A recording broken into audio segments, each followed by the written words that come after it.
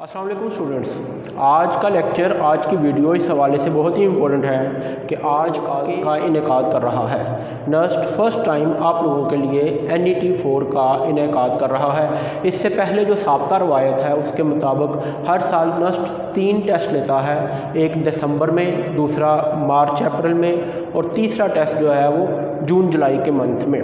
तो इस साल कोविड की कंडीशन के पेश नज़र नस्ट जो है वो आप लोगों की आसानी के लिए, स्टूडेंट्स की आसानी के लिए NET 4 को अरेंज करने जा रहा है, जिसकी रजिस्ट्रेशन स्टार्ट हो चुकी है 27 जून से। 27 जून 2021 से जो है स्टूडेंट्स इसकी रजिस्ट्रेशन स्टार्ट हो चुकी है और रजिस्ट्रेशन अप्लाई करने की जो लास्ट डेट है ये 26 जुलाई 2021 है। पहले इसके लिए अप्लाई करें। अप्लाई करने का जो तरीक़ाकार है उसके लिए आप लोगों ने क्या करना है, ugadmissions.nust.edu.pk। UG mean under graduate admissions.nust.edu.pk पे जाना है। तो वहाँ पे एक रजिस्ट्रेशन विंडो ओपन होगी। उस रजिस्ट्रेशन विंडो पे आप लोगों ने अपना बेसिक इन्फॉर्मेशन, आप लोगों ने अपनी बेसिक इन्फॉर्मेशन को फिल करना है। आप लोग अपनी बेसिक इन्फॉर्मेशन को फिल करते जाएंगे तो नेक्स्ट स्टेप जो है वो आप लोगों के सामने आते जाएंगे। इस तरह आप लोगों का रजिस्ट्रेशन प्रोसेस जो है वो कंप्लीट होगा। 26 जुलाई है, ऑनलाइन टेस्ट होगा, कंप्यूटर बेस्ड टेस्ट है और ये जो टेस्ट है ये नस्ट के इस्लामाबाद कैंपस में होगा। इस्लामाबाद कैंपस में जो टेस्ट हो रहे हैं वो ऑनलाइन कंप्यूटर बेस्ड टेस्ट हैं, जबकि वो तमाम स्टूडेंट्स, एक और चीज़ का ख्याल रखिएगा, डेट सेलेक्ट करते वक्त या नस्ट की तरफ से जब आप लोगों को डेट की दी जाए तो 27 जुलाई को, क्योंकि ऑल पंजाब में आप लोगों का मैथ या बायो का पेपर है, मैथमेटिक्स का पेपर है, तो इसलिए कोशिश कीजिएगा, अवॉइड करें आप लोग 27 जुलाई की डेट को। इसके बाद कोई भी डेट जो आप सिलेक्ट कर सकते हैं, क्योंकि आप लोगों का जो ऑनलाइन टेस्ट है, नस्ट का जो ऑनलाइन टेस्ट है वो तकरीबन 1 हफ्ते तक चलता है। मीन 27 जुलाई से अगर ये स्टार्ट होगा तो ये 2 या 3 अगस्त तक चलेगा। क्लियर? जिसमें से आप रेंडमली कोई भी डेट जो है वो सिलेक्ट कर सकते हैं। क्लियर? तो 27 जुलाई को मैथ का पेपर है, इसलिए इसे आपने सेलेक्ट करने से नेगेटिव मार्किंग, नस्ट के टेस्ट में कोई नेगेटिव मार्किंग नहीं है। टोटल 200 MCQs आएंगे, लेकिन इनमें नेगेटिव मार्किंग नहीं है। साथ ही एक और बात मैं आप लोगों को बताता चलूँ कि वो तमाम स्टूडेंट्स जिन्होंने कराची या कोयटा सेंटर को मुंतखब किया है, उनके टेस्ट जो हैं वो 9 अगस्त से स्टार्ट होंगे, 9 अगस्त टू ऑनवर्ड। क्लियर? और ये टेस्ट जो है ये पेपर बेस्ड टेस्ट है, पेपर बेस्ड टेस्ट, लेकिन इनके लिए भी अप्लाई करने के लिए जो लास्ट डेट है वो 26 जुलाई ही है। क्लियर?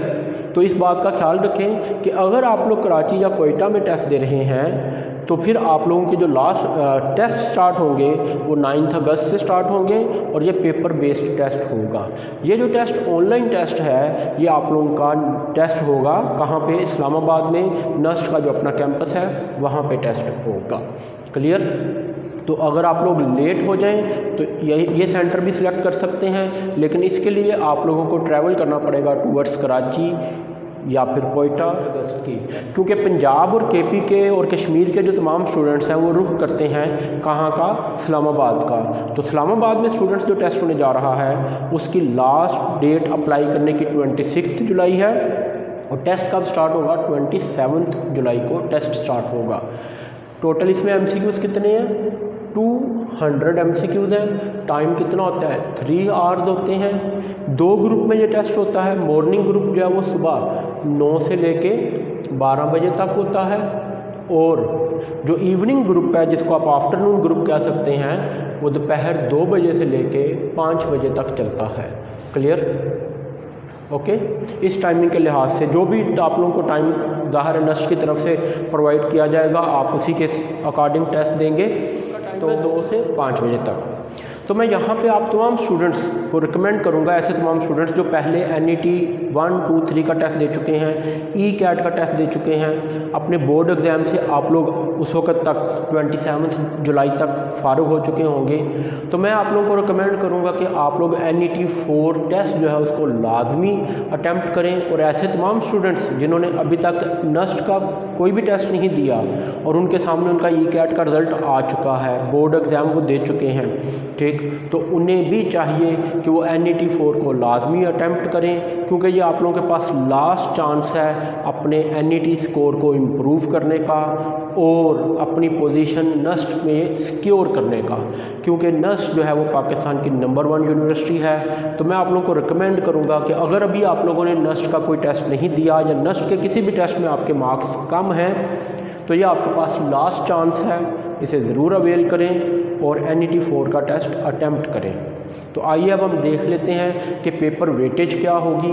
पेपर वेटेज में टोटल 200 MCQs तो हैं, उनमें से मैथ के कितने % है और फिज़िक्स केमिस्ट्री वगैरह कितनी % है।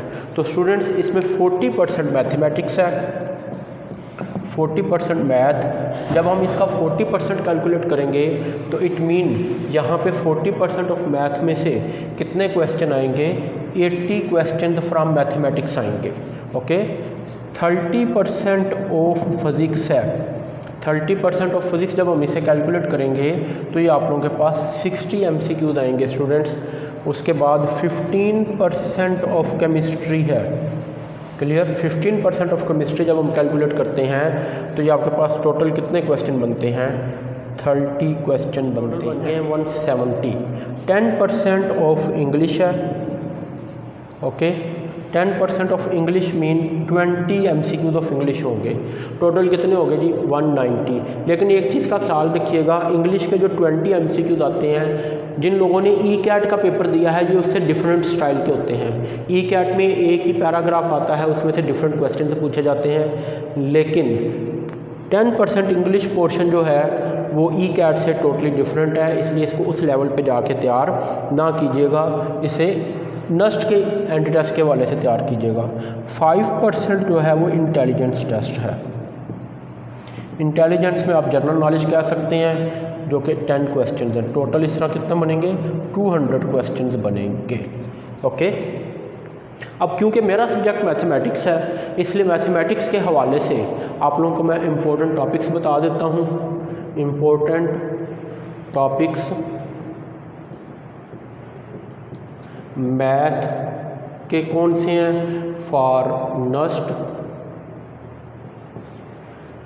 ये जो भी इंफॉर्मेशन मैं आप लोगों को देने जा रहा हूँ, जो रिसेंटली स्टूडेंट्स ने जिन स्टूडेंट्स ने NET 3 अटैम्प्ट किया और उसके मुताबिक जो उन्होंने पेपर को ऑब्ज़र्व किया, उसके मुताबिक मैं आप लोगों को बताने जा रहा हूँ। एक और चीज़ नोट करें, जब आप लोग ECAT का पेपर अटैम्प्ट करते हैं तो ECAT के पेपर में सिर्फ आते हैं 30 MCQs मैथ के, 30 MCQs आते हैं फिज़िक्स के ECAT में, क्लियर। लेकिन यहाँ पे आप लोगों के पास कितने MCQs हैं, 80 MCQs हैं स्टूडेंट्स मैथमेटिक्स में से। जब मैथमेटिक्स में से 80 MCQs हैं तो वैरायटी ऑफ क्वेश्चंस बढ़ जाती है।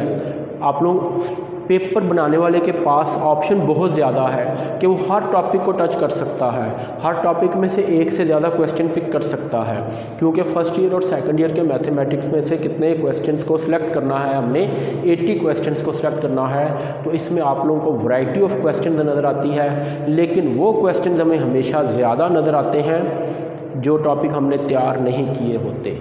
तो वो कौन सा टॉपिक है जो हम आम तौर पे क्लासेस पढ़ते वक्त नेगलेक्ट कर देते हैं, इग्नोर कर देते हैं। उन टॉपिक्स को अब आप लोगों ने इग्नोर नहीं करना अगर हमने NET 4 को क्लियर करना है। तो NET 4 को क्लियर करने के लिए मैथ के जो टॉपिक्स हैं, इंपॉर्टेंट टॉपिक्स हैं, डोमेन रेंज। देखें, आप कहेंगे पहला ही टॉपिक बहुत मुश्किल लिख दिया, मुश्किल नहीं है, कंसंट्रेट करने की ज़रूरत है। Domain range, okay. Conic section, conic section, conic section कौन सा है जी, mean chapter number 6 second year के मैथ में से चैप्टर नंबर 6, ओके। इसमें टॉपिक कौन कौन से हैं, पैराबोला है, इसमें एलिप्स है, इसमें सर्कल है, इसमें हाइपरबोला है, ओके। इन टॉपिक्स पे आप लोगों की कमांड होनी चाहिए। इन टॉपिक्स पे स्टूडेंट्स ने बताया है कि NET 3 में बहुत ज़्यादा क्वेश्चन मौजूद थे। बहुत ज़्यादा का मतलब क्या है, अगर इस टॉपिक पे 5 to 6 क्वेश्चन भी हों तो हम कह सकते हैं अच्छी खासी तादाद में क्वेश्चन मौजूद हैं। ओके। इसके अलावा आप लोगों का जो टॉपिक तैयार होना चाहिए, it is integration. Domain range कोई भी हो सकती है। फर्स्ट ईयर के टॉपिक में जो डोमेन रेंज है, ट्रिग्नोमेट्रिक फंक्शंस की डोमेन रेंज है, इन्वर्स ट्रिग्नोमेट्रिक फंक्शंस की डोमेन रेंज है, अलजेब्रिक फंक्शंस की डोमेन रेंज है, उनमें से कोई से भी पॉलिनोमियल फंक्शंस की डोमेन रेंज है, उनमें से कोई से भी पूछी जा सकती है। इस पे कमांड होनी चाहिए। कॉनिक सेक्शन आप लोगों का अच्छी तरह तैयार होना चाहिए। इंटीग्रेशन का जो टॉपिक है वो अच्छी तरह तैयार होना चाहिए।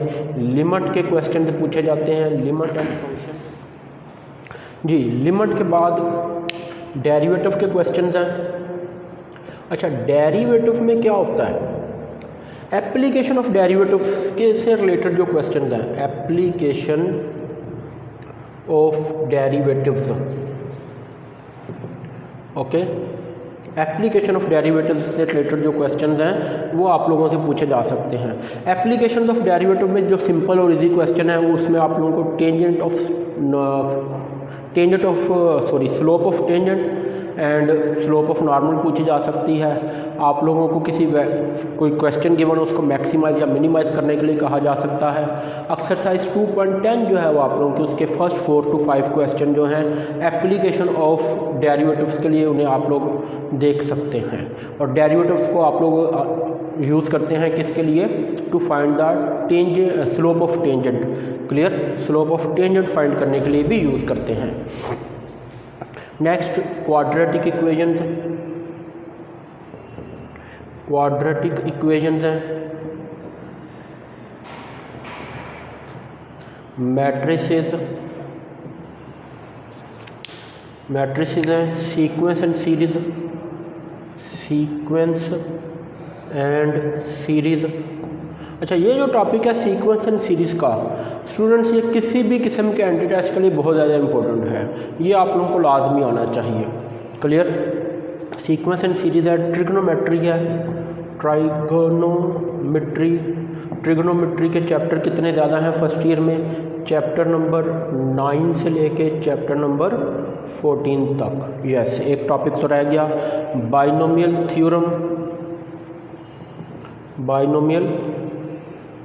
Theorem and series. Binomial theorem and binomial series के जो क्वेश्चंस हैं ये बहुत ज़्यादा इम्पोर्टेंट हैं। कम्बिनेशन